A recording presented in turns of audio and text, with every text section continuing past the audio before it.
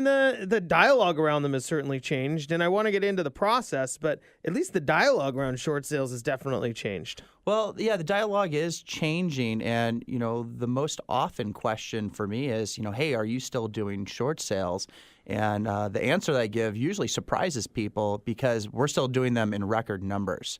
And although I think a couple of years from now we'll see less short sales than we have, but I think we're going to be busy for the next couple of years doing this. I was just reading on Realty Track that 2013 and 2014 are being predicted as record years for short sales. Just as you hear all the positive news out there, I'm still consulting with the same amount of people every week, and I'm still hearing stories, people having really rough times, and some people that are still upwards of 35 to 50% upside down, even though we've hit bottom and it looks like we're turning the corner. So when somebody is in that position, I mean, certainly waiting a little bit of time as the market goes up, I mean, almost exponentially it seems like. Is there an element of giving people like, hey, this might be how long it takes? It might only take a year to get back to even. It might only take 18 months. Yeah, absolutely. All you can do at this point is, and it's kind of what our short sale calculator does, is, you're plugging in your information, you've got your loan balance, you've got your interest rate, and that's going to let you know how long it could take to break even. And if you're, doing okay, and if a year works for you, yeah, that may be something that you want to consider. But I'm seeing some larger numbers out there as well, where it's still going to be 5, 7, 10 plus years, for many people to recover. Or if you're in a condominium complex, where values plummeted, 50 to 70%. Now there's some HOA issues.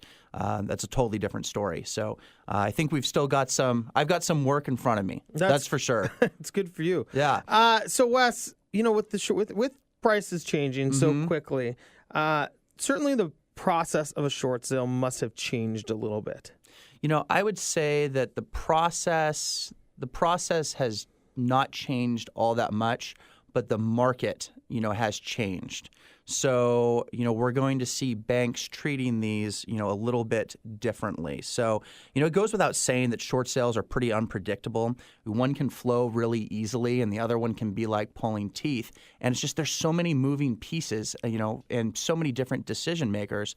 And every investor and every bank has a different role that they play, and they have different reasons that they make those different decisions.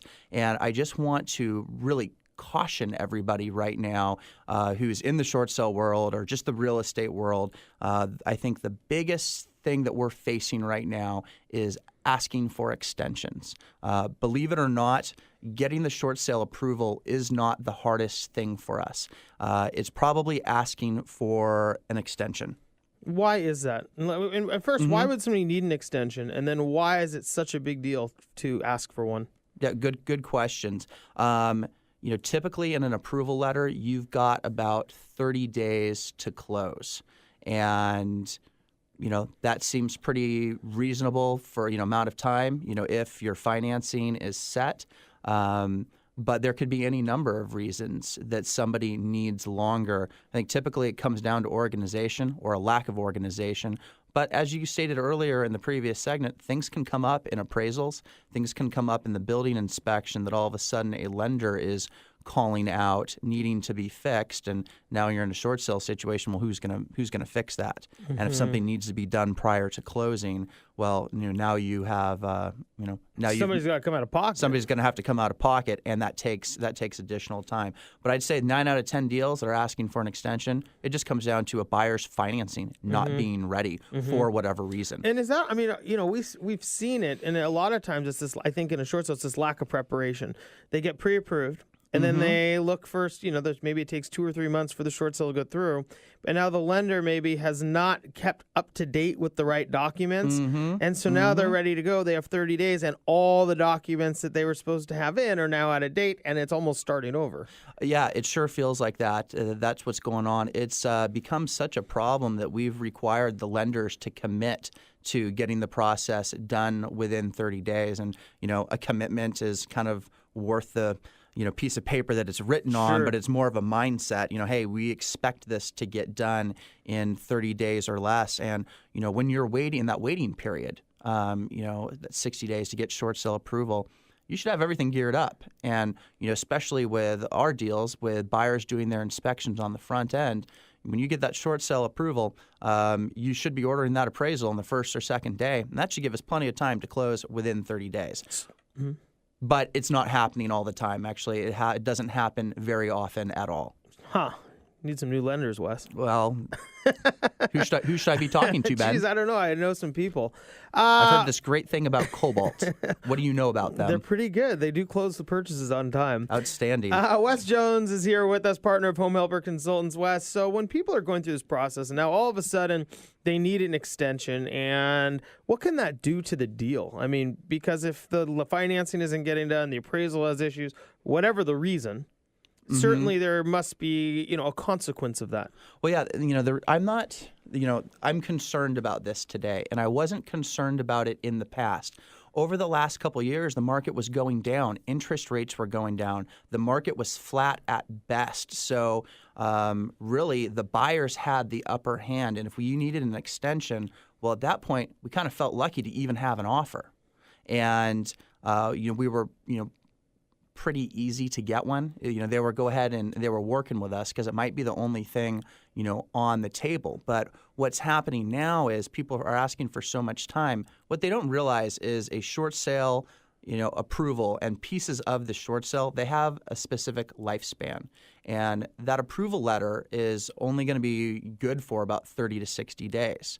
And then that broker's price opinion, which the bank uses to place value on the property, that's probably good for 60 days tops. So if we're asking for an extension and we're, getting to that 60-day period, now if they've got to, get an extension, hey, we'll grab you guys an extension, but that BPO, that broker's price opinion has expired. So we've got to go get a new broker's price opinion.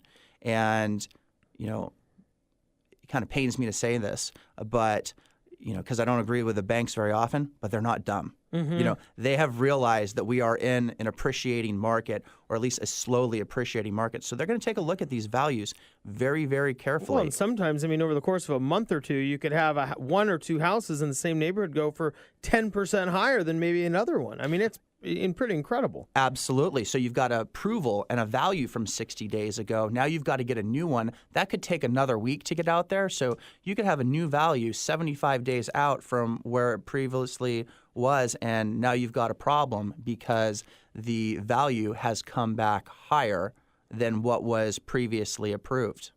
So you've got a couple decisions at that point. The buyer can go ahead and step up.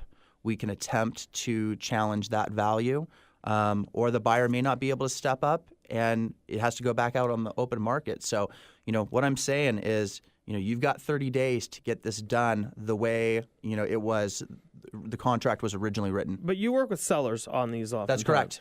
And so if a price has then come up, isn't that kind of good for the seller? Like, wait, my deficiency could be less. Maybe it doesn't have to be a short sale anymore. Maybe there's some benefits to that also. Now, maybe the deal doesn't quite get done as fast, but this does maybe put the seller with some better options too, doesn't it?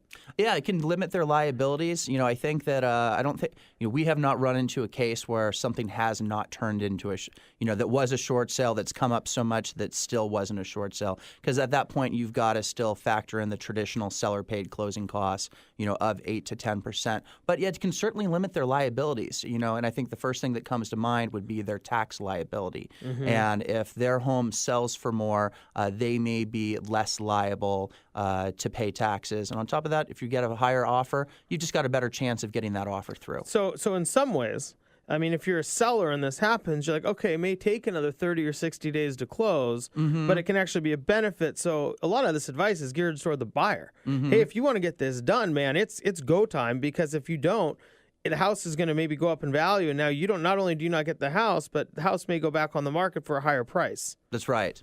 That's right.